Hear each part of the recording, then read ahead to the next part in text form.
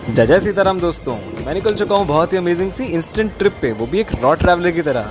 क्या कहाँ जा रहा हूँ अभी बताओ। तो चलिए शुरू से शुरू करते हैं। सुबह 5 बजे उठने के बाद 5:55 पे घर से राम राम कह के मैं निकल गया इज्जत नगर रेलवे स्टेशन के लिए। सुबह के बज गए 6 और मैं बस भाग के निकल आया हूँ।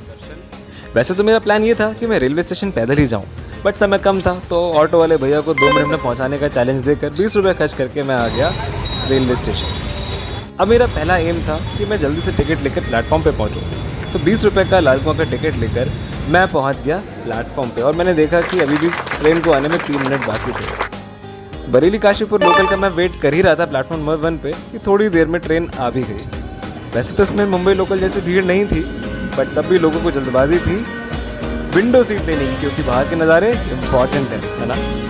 खैर आगे की कहानी मैं आपको अगले पार्ट में बताता हूँ। Stay tuned. जय जय सीताराम दोस्तों। तो पार्ट 1 के बाद हम आ चुके हैं पार्ट 2 की ओर।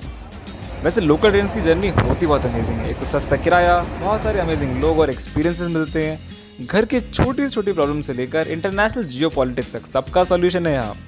बरेली से निकलने के बाद छोटे छोटे 9 स्टेशन पर रुकते हुए अब हम आ चुके हैं उत्तराखंड के उधम सिंह नगर के लाल कुआं जंक्शन पे, जहाँ हमें करना है इस ट्रेन को डीबोर्ड, क्योंकि ये ट्रेन जा रही है रामनगर जिम कॉर्बेट और हमें जाना है नैनीताल। बाहर निकल के मैंने लिया एक शेयरिंग ऑटो जो कि मुझे 30 रुपये का पड़ा। ये मुझे लेके जाएगा हल्द्वानी।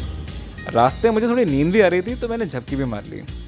खैर बाहर के नज़ारे देखते हुए हम बढ़ चुके थे हल्द्वानी की ओर और पता है रास्ते में मुझे एक 10 रुपये का ऑटो और लेना पड़ा जो कि मुझे बस स्टैंड तक लेके गया। हल्द्वानी बस स्टैंड पहुंचने के बाद पहला एम था बस देखना।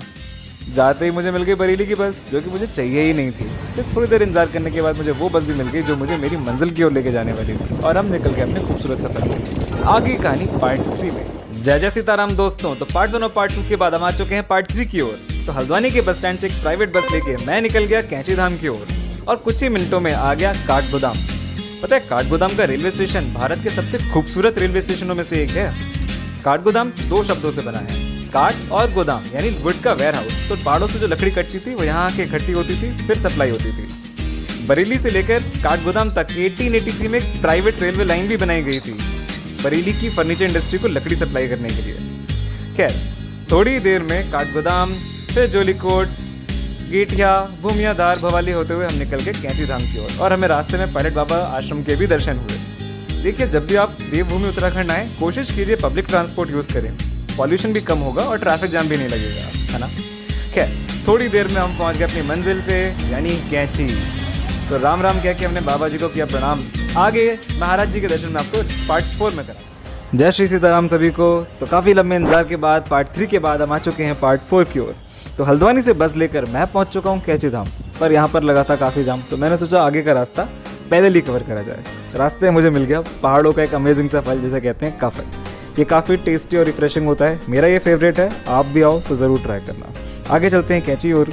तो बेसिकली कैंची अब काफ़ी ज़्यादा बदल चुका है। यहाँ पर काफ़ी सारी शॉप्स खुल चुकी हैं, मिठाइयों की, प्रसाद की, पूजा सामग्री की। यहाँ पे आपको महाराज जी की तस्वीरें, फ़ोटो फ्रेम, कंबल आसानी से मिल जाएगा। साथ ही साथ यहाँ पे काफ़ी कैफ़े, रेस्टोरेंट भी ओपन हो चुके हैं और होटल्स, होम स्टेज भी हैं, car parking, clock room, almost सभी चीज़ें हैं। तो आज है बड़ा मंगल और काफ़ी भीड़ भी है। चलिए चलते हैं आश्रम की ओर और करते हैं दर्शन। तो मैं पहुंच चुका हूं आश्रम, चलिए दर्शन करते हैं। राम राम।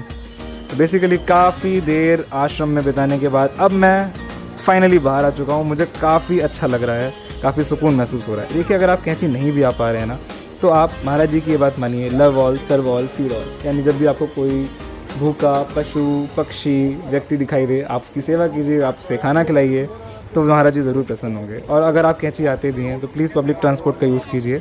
यहाँ पर कूड़ा मत फैलाइए जिससे यहाँ की साफ़ सफाई और प्योरिटी मेंटेन रहे।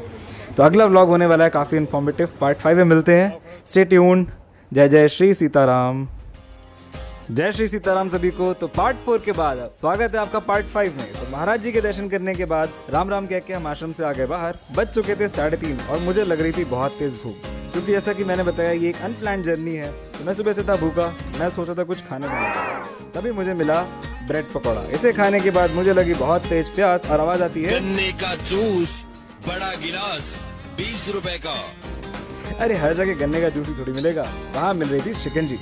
वहाँ रखे थे बहुत सारे लाइम और लेमन। आई होप आपको पता है लाइम और लेमन में क्या डिफरेंस है। अगर नहीं पता तो किसी और ब्लॉग में बताऊंगा। तो यहाँ पे रखे थे बड़े बड़े पहाड़ी नींबू और मिल रही थी इनकी टेस्टी सी जलजीरा शिकंजी। तो उसे पीकर मैं बड़ा आगे, मुझे काफ़ी रिफ्रेशिंग फील हो रहा था। But still I was searching something कि कुछ और मिल जाए, गर्मी बहुत ज़्यादा है। फिर मुझे मिला वो जिसका मुझे था इंतज़ार, यानी बुरांश का शरबत। तो बेसिकली बुरांश एक पेड़ है और इसके फूलों का रस बनाया जाता है। ये उत्तराखंड का स्टेट ट्री भी है। बहुत रिफ्रेशिंग होता है, मेडिसिनल बेनिफिट्स हैं, बहुत टेस्टी भी होता है। मेरा फेवरेट है, हमेशा मैं पीता हूँ। तो उसको पीने के बाद मैं चल दिया एक रेस्टोरेंट की ओर। यहाँ पास में एक रेस्टोरेंट था, वहाँ पे चला गया।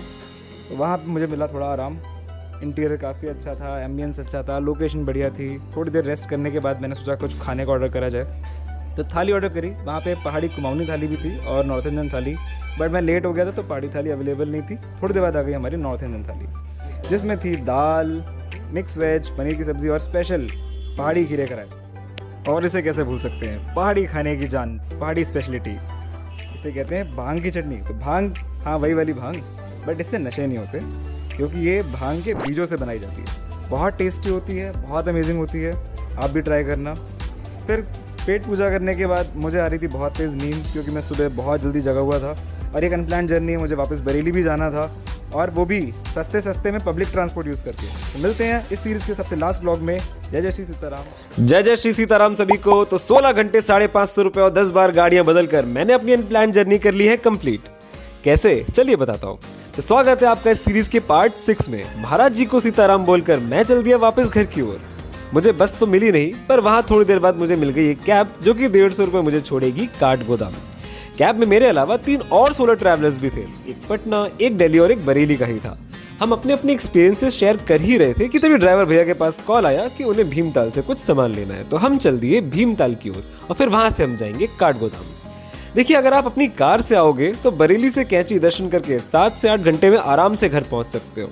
और अगर आप प्लान करो तो पब्लिक ट्रांसपोर्ट से भी 300-350 रुपये पर हेड में ये जर्नी आराम से की जा सकती है। पर मुझे ये जर्नी एकदम अनप्लान्ड रखनी थी, यानी जो भी मोड ऑफ ट्रांसपोर्ट मिलेगा मैं उससे जाऊंगा। ये मेरे लिए एक चैलेंज की तरह था। देखिए, पर्सनल व्हीकल से पहाड़ों पर जाम लगता है, पॉल्यूशन होता है। इससे अच्छा है कि पब्लिक ट्रांसपोर्ट यूज करो।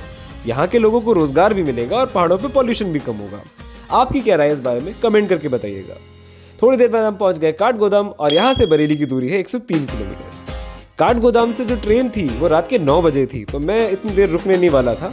तो मैंने ऑटो लिया और मैं चल दिया हल्द्वानी के बस स्टैंड की ओर। अगर हल्द्वानी के बस स्टैंड पे बस रेडी मिली तो ठीक, वरना मैं चला जाऊंगा दूसरा ऑटो लेकर लाल कुआं जंक्शन, क्योंकि वहां पे मुझे रामनगर से आने वाली पैसेंजर ट्रेन मिल जाएगी रात के 8 बजे।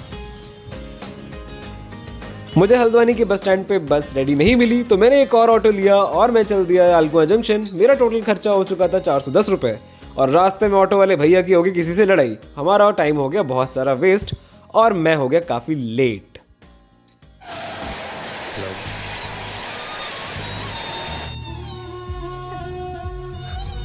कोई नहीं, थोड़ी देर बाद हमें वहां पर एक छोटा हाथी मिल गया जिसने हमें 40 रुपये लेकर 50 मिनट में किच्छा के बस स्टैंड पर छोड़ा। पर रात के 9 बजे किच्छा के बस स्टैंड पे मुझे एकदम बेबस फील हो रहा था, कोई भी बस नहीं थी। पर फिर एंट्री होती है, हाँ, हमारे यूपी रोडवेज की। तो 100 रुपये का टिकट लेकर मैं बैठ गया बरेली के लिए। तो आज मैंने एक ऑटो, फिर ट्रेन, फिर ऑटो, फिर बस, फिर कैब, फिर ऑटो, फिर एक छोटा हाथी और एक बस से अपनी 280 किलोमीटर की जर्नी 550 रुपये में और 16 घंटे में कंप्लीट करी।